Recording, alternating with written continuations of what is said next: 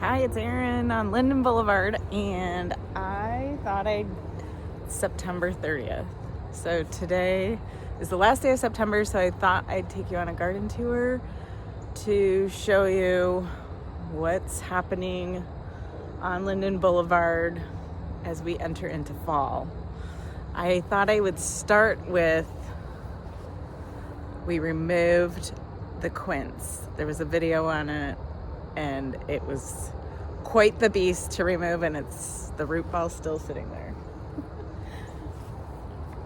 But it's out. So we have to fill in this area and move the golf net and figure out what we want to do. The one thing we do have to do is we leave that burn pile, because we have quite a bit of vegetation on the property, and using that burn pile is quite helpful, especially because our municipal pickup doesn't come and shred or chip. They don't come and chip for us, so we have to either very meticulously cut and bundle our brush, or we cut it and burn it, or don't even cut it, we just burn it. So that's essential to the workings of this backyard. So that is the update on the quince. I'm going to turn the camera around and I'll just kind of take you around the garden. Also, it wouldn't be a video if Scarlett didn't chit chat with us. Oh, she wants me to throw the ring. So one last ball left in the backyard. Yeah, it's the ring.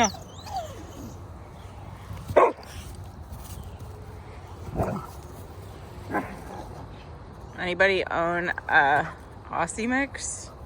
This is all she will do if you let her, until you hide the toy.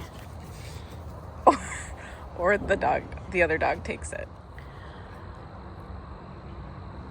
Nothing has really changed back here, except we did clean up all the brush that was growing along the fence line here, so that the plants on my side of the property could breathe.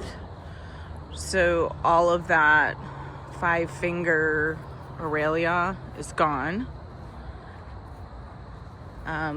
Opening up the space, we removed all of the lily of the valley. I've replanted plugs of the bungleweed to use as ground cover. The lilacs have been put in and are adjusting okay. It's been super duper dry, so I just came out here and watered them yesterday. I could have probably done better about the watering, but I haven't. This big guy is the Sun King Aurelia. I did just pick up a red twig dogwood on a post. A lady needed to have some of it removed, so I went and dug up a chunk of it. It's very overgrown, as you can see. So the plan is I'm going to just keep it the way it is and then prune it back in the spring. Just gonna keep it like that for now. Unless somebody thinks I should cut it back before the winter, or at least take the top half of it off. I'm not really sure, because it is quite leggy. So if anybody has any input on that, I'd appreciate it. And that area was just pretty much junk in that area. So we cleaned that out, and I plopped that in the ground yesterday. I also had another chunk of it that we put in the ground here. There was an old, what was it? Honeysuckle that was in this spot. So I have completely dug that out, and with roots and all. Hopefully it won't return. And then put this little plug of a red twig dogwood to take off in this spot. I realized that all of my limelights have not bloomed back here because the deer have been munching on them. We don't typically have deer munching on a lot of the vegetation but our population has grown quite immensely, so I think they come by in the morning before the dogs are out and munch. Only back here they stop once at the I haven't really seen them closer to the house. At least this year I haven't. There are particular hostas that my chickens like to eat. That's not deer browse, that's chicken browse. So I will have to move these varieties out and replace with another variety that the chickens don't particularly like. I'm letting all of the seed heads just stay on the plants. I don't do a lot of winter cleanup in my yard. So all of the echinacea that I have or the daisies, those seed heads just kind of stay for the season. This is the area of the huge sea of moonflower that's pretty much kind of dying back right now. There is this magnolia tree that we transplanted that I thought maybe might make it, but it obviously hasn't, so we have to pull that out. Just have not done that yet. And then I didn't show you this in the August tour, but I thought I'd bring you over to my garden just to show you a fail. So there's globe thistle in the front that did okay, but this is not irrigated at all. This is a wisteria I planted, and I think that should actually take off and look good next season. This arbor my husband built just out of copper pipe a few years back. There's some lavender here and more globe thistle, which is actually a great pollinator magnet. It's just did not do super great this year. And I'm wondering actually if there is deer browse on that, but it should not have deer browse. It might have just broken off. But this was a vegetable garden that just got neglected. It looks like we have some jalapenos that have survived, but man, the weeds are terrible. Oh, but yeah, we have some jalapenos. That's about the only thing. There's a pepper. It's so sad. Maybe one day I'll be able to grow vegetables. I can't grow vegetables. I can grow all the other plants, but not vegetables. So let's just continue on with the successful things in the garden, not my failures. We're walking back towards the house. We sit on about 3/4 of an acre, just for reference. When we moved in, the hardscaping of this hourglass shape was already here with the split rails. These overgrown yews were not overgrown, and there was not this sea of redbud saplings here when we first moved in. This area will be developed. We just have to get these saplings out. And we were going to let them grow at one point, but we have power lines right above them, so it's not a good idea. So we're going to get those out and put in some other things and cut back those yews or completely take them out. But they do serve a purpose in shade for the chickens and coverage for the chickens, because my chickens free range throughout the backyard. So there's that. They're back there right now on top of their old coop, chilling out.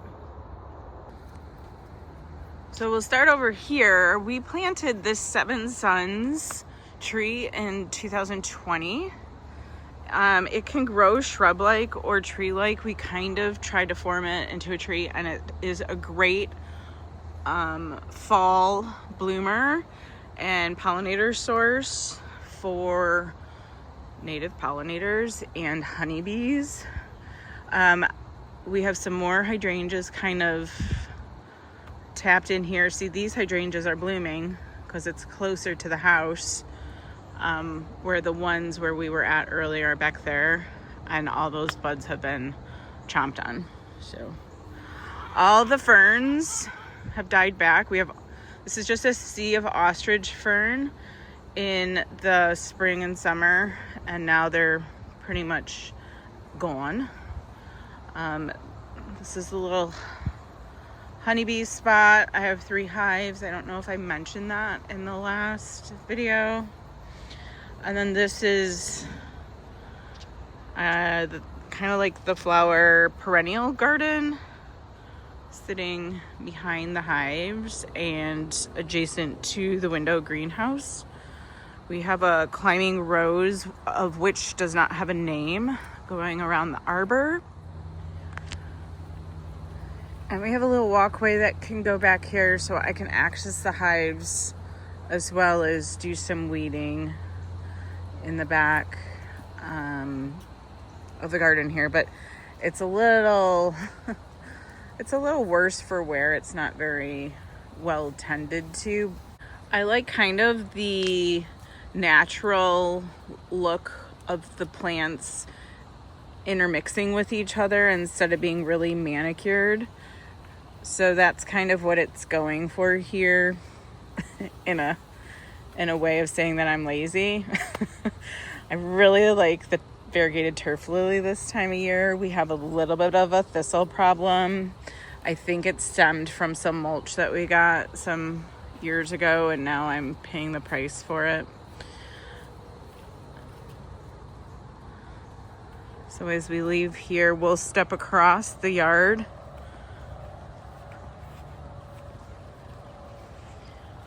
I just thought I'd mention this dogwood that anchors this corner of the yard is one of my most favorite things in the spring. I love dogwoods. And the past 2 years, this guy has really taken off. So we're now probably max height, because it's not competing with other things. We do have a dogwood in the way back that I didn't mention, but it is like 50 feet tall. But it's because it's competing with a white pine for light. And the last time I filmed the August tour, the Sweet Autumn Clematis was not blooming. And since then, it's been a month, and it has pretty much done its whole thing and is on the end of its bloom cycle. We have a barrel here I don't know what to do with. We're trying to repurpose. I haven't figured it out. Any ideas? Throw it in the comments below. This area here is all ostrich fern that are now dying back, so it looks really rat-a-tatty. And this is another area of which needs some attention. We have a rhododendron growing back in there, and another azalea of some sort in that corner, and it has a beautiful orange flower in the spring that goes. There's some sedum, but they don't get a lot of sun, so they don't look great. So anyway, this whole garden area can use some attention. This was some sort of dogwood that was purchased from Aldi as like a sapling, and I'm not really liking it in this spot, so I'm thinking of taking it out. I don't know. But back over here, I lopped off the alfalfa sprout in making a hydrangea garland. There's a short in my library of videos about me making the garland of hydrangea blooms, and as you can see, there's still quite a bit left on this hydrangea tree form. And the Mexican sunflower back here is just going berserko. It looks amazing. This in the back corner is a climbing hydrangea. We have a walkway back here as well. These are bee balm that have powdery mildew every year, about this time of year.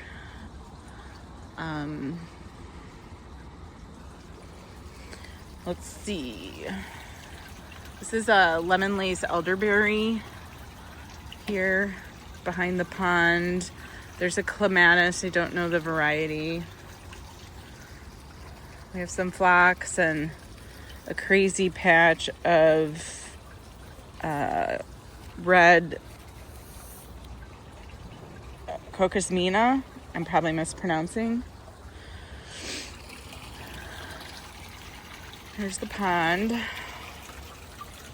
There's some drift roses along the side of the pond. All the phloxes are pretty much done as well. I just love how all the hydrangeas are turning this antique-y, dusty pink color. This particular hydrangea came from my aunt's wedding back in 2015, maybe. Some more phlox. These are the old-fashioned phlox. We have a mum that's looking kind of tattered. Could probably be cut back and then hopefully reflush some blooms for all. I bought this.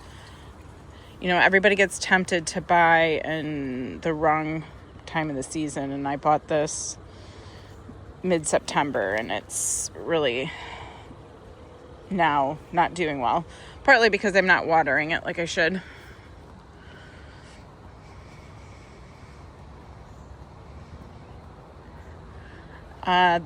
The pots for the season are pretty much done. I could probably put those to bed. I mean, the coleus in them is spectacular, though. Look at this coleus. It's so pretty and tall. I mean, if anybody doesn't know what to plant in a planter, putting in you cannot go wrong with planting coleus in a pot for the summer, along with these dragon wing, I think, begonias. They are just constantly flowering all season. The colocacea's in here. Oh, here's a new bloom coming out. I will cut those out of the pots and store them for the winter. All of the elephant ears I have planted in the garden. Another showstopper for putting in pots is sun patience.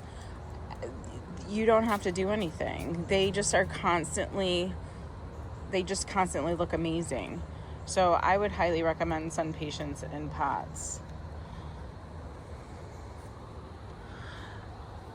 We're in the process of emptying out the greenhouse still. There's the hydrangea garland I made yesterday.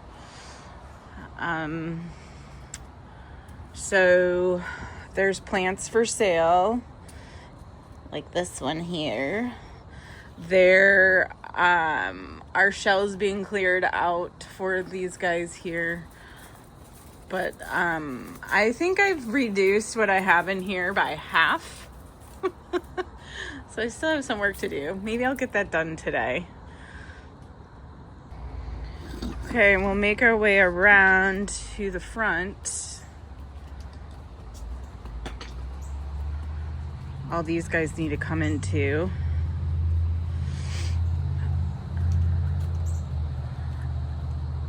The pots that I've planted, well, the chimney inserts that I planted up have also kind of suffered because of the lack of water and my busy schedule, and they're not irrigated, so they've been surviving off of what little water we have. But I mean, I guess they still look okay. Okay, here's the front of the house, and I just thought I'd take a moment here to talk to you about a plan that I have. I'm still working on convincing my husband about basically taking this planted area, and then wrapping it and meeting it with that over there, and then putting in cedars and arbs and some other conifers, like dwarf varieties, and maybe some dwarf maple varieties to bring in like windows to the front yard, but then kind of giving the front of the house some privacy and not being completely on display, and adding interest, because this street we live on is very busy. Right now it's not. It will be in about 30 minutes. So I just thought hooking this and maybe like swooping it. I was going to take it all the way to the street and do it this way. However, if I do that, then we have a backing out of the driveway visual problem. So if we hook it here, you still have vision available to you when you're backing out of the driveway. So kind of in line with the blue spruce, bringing it like this. I don't know, what do you guys think? So I watched a video on Hans Hansen, and I'm gonna actually link it here. There's also a Midwest Living article, insert a couple pictures, kind of the vision that I have based on his inspiration from his yard that I'd like to fill in with my yard. So look forward to that project maybe starting. I just have to convince my husband to give up some of his love of grass, and that traditional look where you're seeing like your house on display from the street. I just don't necessarily think that. I think we could change it up a little, and I was really inspired by Hans's approach. And if anybody doesn't know him and likes gardening, they really need to check him out. He's like got 500 plus patents on plant development, and he works for Walter's Gardens as their chief horticulturist. Anyway, he's a great guy, and I am determined to do this new look modeled after what he's done on his suburban corner lot. I'm not quite on the corner. I'm one house off, but I'm going to make it happen. So that pretty much concludes the tour. Just show these little front porch pots that I'm just loving, with the aster and the mum and the kale and the potato vine and the heliopsis. Just think they're great. Thanks for watching. I hope you enjoyed the September garden tour. Catch you next week on Linden Boulevard.